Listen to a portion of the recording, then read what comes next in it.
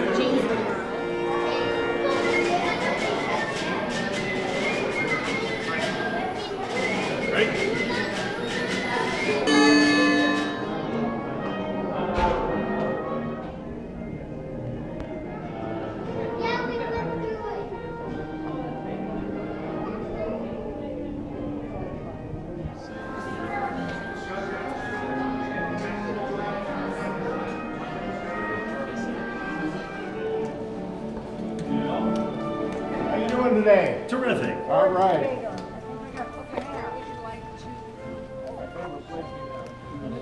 Limited seating, so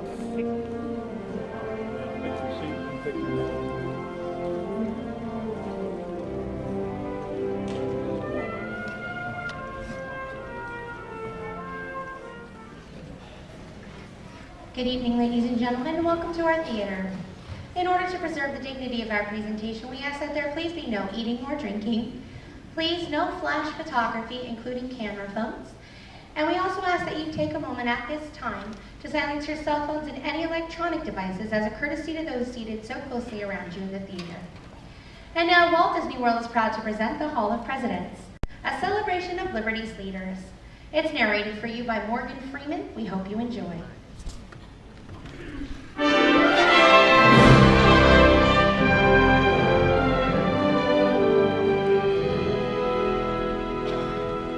We hold these truths to be self-evident, that all men are created equal, that they are endowed by their Creator with certain inalienable rights, that among these are life, liberty, and the pursuit of happiness.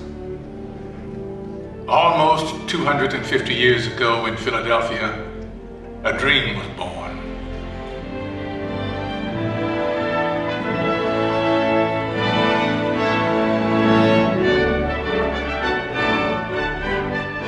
In a time of emperors and kings, it was an astounding revolutionary dream that we, the people, should choose our own leaders, that they should be one of us.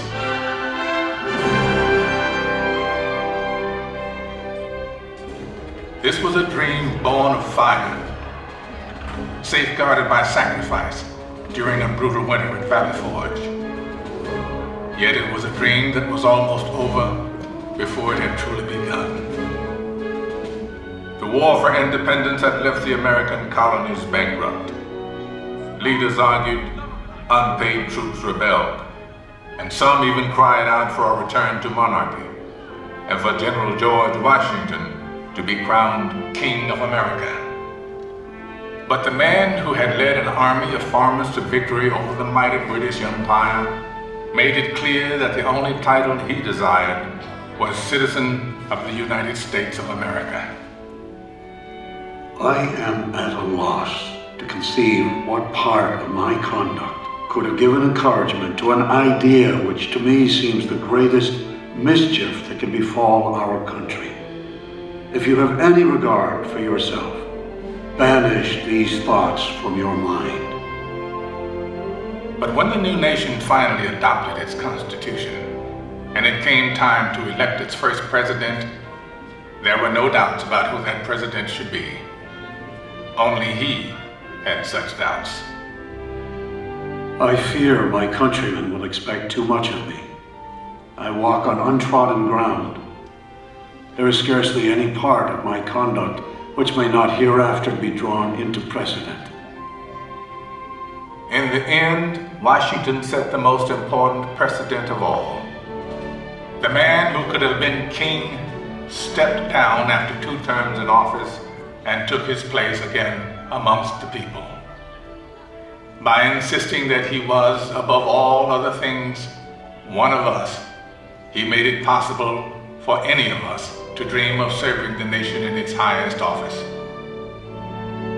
And one day, sure enough, it came to pass that a man who wasn't an aristocrat aspired to the office of president.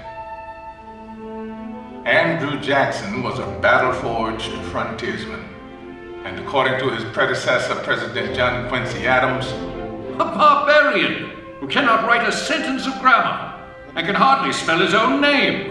To which Jackson merely replied, "It's a damn poor mind indeed that can't think of at least 2 ways to spell a word." He may have lacked a formal education, but he was tough and brilliant. Just the ticket for a new nation of Americans struggling to turn a dream into an enduring reality. They swept Jackson into office by a landslide, and then descended on his inauguration, determined to shake his hand in person. Why, 20,000 country people shoved to get in the door, track their muddy boots across the carpet. And my dear, they would be here still if we hadn't placed tubs of punch out on the lawn. Washington's elite fumed, but Jackson loved it, for these were his people. He was proud to be one of us. And do not forget that the planter, the farmer, the mechanic, and the laborer form the great body of the people of the United States. They are the bone and sinew of this country. But Andrew Jackson would wage a mighty struggle to hold that great body of people together. State by state, a monstrous injustice that had haunted the country since its beginning was now tearing it apart.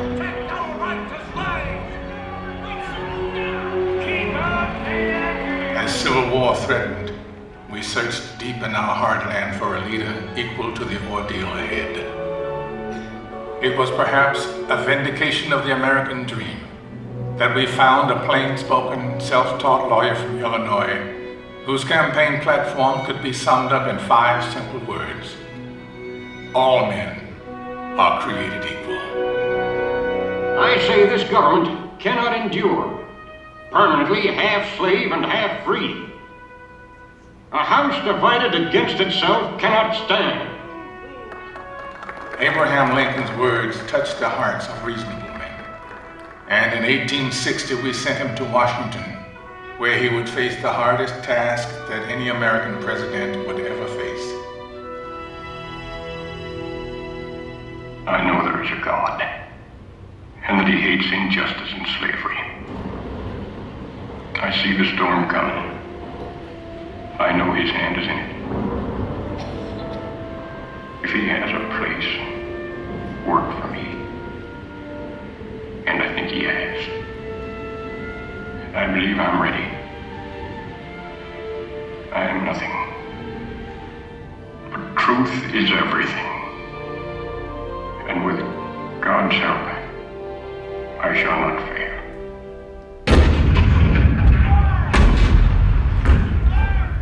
April 12, 1861, Fort Sumter. The cannon spoke for war, bitter, violent, and devastating.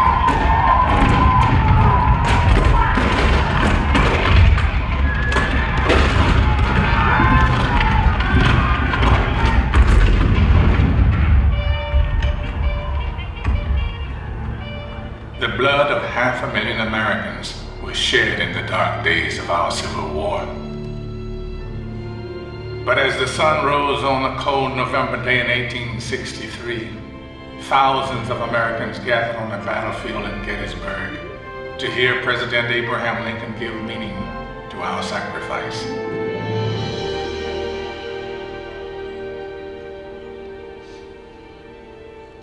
Fourscore and 7 years ago, our fathers brought forth on this continent a new nation, conceived in liberty and dedicated to the proposition that all men are created equal. Now we are engaged in a great civil war, testing whether that nation or any nation so conceived and so dedicated can long endure. We are met on a great battlefield of that war. We have come to dedicate a portion of that field as a final resting place for those who here gave their lives, that that nation might live. It is altogether fitting and proper that we should do this. But in a larger sense, we cannot dedicate, we cannot consecrate, we cannot hallow this ground. The brave men, living and dead, who struggled here, have consecrated it far above our poor power to add or detract. The world will little note, nor long remember what we say here, but it can never forget what they did here. It is for us the living, rather, to be dedicated here to the unfinished work which they who fought here have thus far so nobly advanced. It is rather for us to be here dedicated to the great task remaining before us, that from these honored dead we take increased devotion to that cause for which they gave the last full measure of devotion.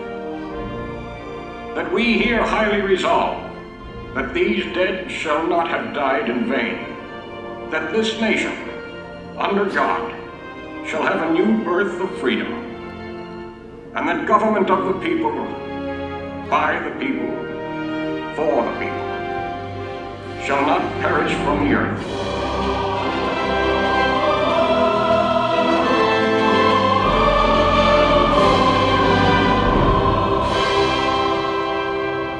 This nation did have a new birth of freedom, and as our frontiers pushed west, we looked for new leaders that embodied our bold and new spirit.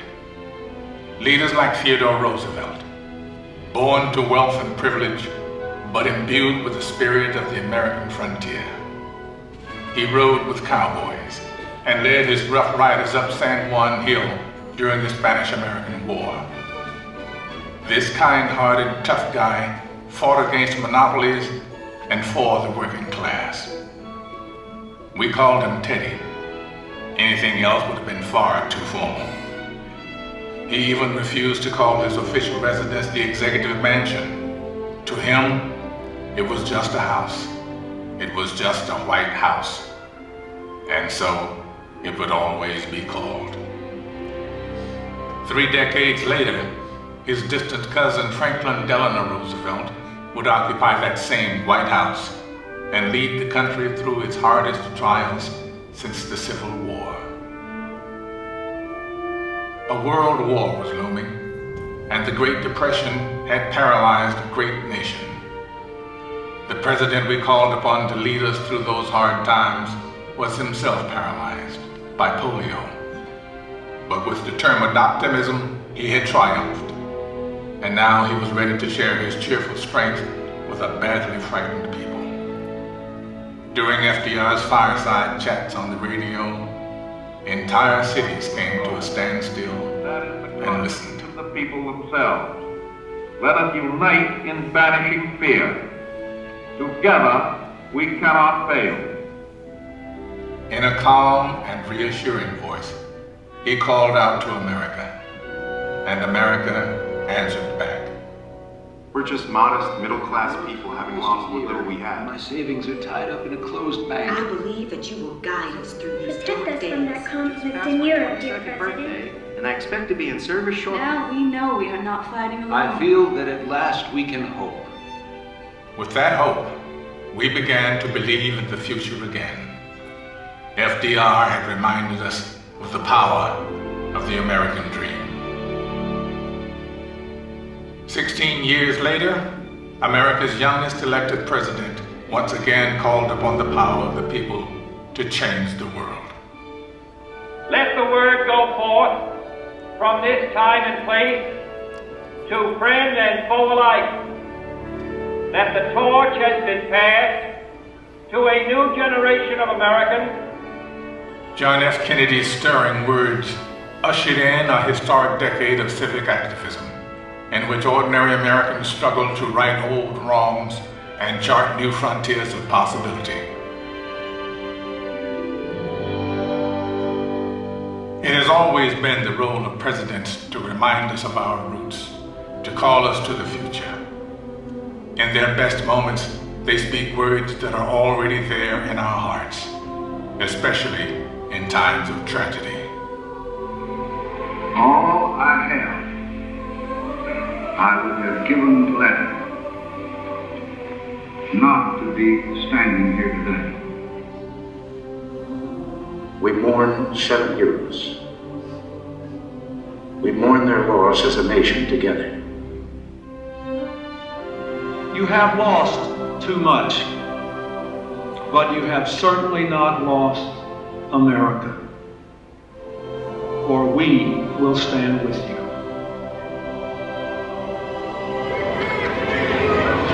I can hear you!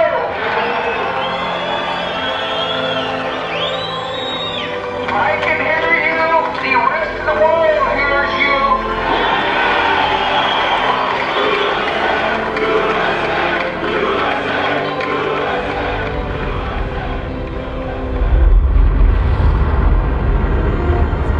Nothing ends here. Our hopes and our journeys continue. And as our journeys continue, what once seemed revolutionary now seems profoundly simple. That we should choose our own leaders. That our hopes should be their hopes. Our fears, their fears. Our dreams, their dreams. Ladies and gentlemen, the presidents of the United States. George Washington, John Adams, Thomas Jefferson, James Madison, James Monroe, John Quincy Adams, Andrew Jackson, Martin Van Buren, William Henry Harrison, John Tyler, James K. Polk, Zachary Taylor, Millard Fillmore, Franklin Pierce, James Buchanan, Abraham Lincoln, Andrew Johnson, Ulysses S. Grant, Rutherford B. Hayes, James A. Garfield, Chester A. Arthur, Grover Cleveland, Benjamin Harrison, William McKinley, Theodore Roosevelt, William Howard Taft, Woodrow Wilson, Warren G. Harding, Calvin Coolidge, Herbert Hoover, Franklin D. Roosevelt, Harry S. Truman, Dwight D. Eisenhower, John F. Kennedy, B. Johnson, Richard M. Nixon, Gerald R. Ford, Jimmy Carter, Ronald Reagan, George Bush, Bill Clinton, George W. Bush. And now we come to the present. A present that is rooted in our past. For all of liberty's leaders have one thing in common. One trust they all accepted. My fellow citizens, no event could have filled me with greater anxieties than that notification on the 14th day of April, 1789, that you had selected me to lead our nation. But it was with the confidence of my fellow citizens that I took an oath. 35 simple words that have been repeated by every American president throughout history. As long as that oath is taken and solemnly fulfilled, the American dream will endure. I, Barack Hussein Obama, do solemnly swear that I will faithfully execute the office of President of the United States and will, to the best of my ability, preserve, protect, and defend the Constitution of the United States, so help me God. Ladies and gentlemen, President Barack Obama. The American dream is as old as our founding, but as timeless as our hopes. It is reborn every day in the heart of every child who wakes up in a land of limitless possibilities, in a country where we the people means all the people. We may come from different places and believe different things, but what makes us American is a shared spirit, a spirit of courage and determination, of kindness and generosity. It is a spirit grounded in the wisdom of the generations that have gone before us, but open to the unimagined discoveries and possibilities on the horizon that lies ahead. Let us enjoy it, cherish it, defend it, and pass it on to our children as the bright and beautiful blessing it is, this enduring American dream.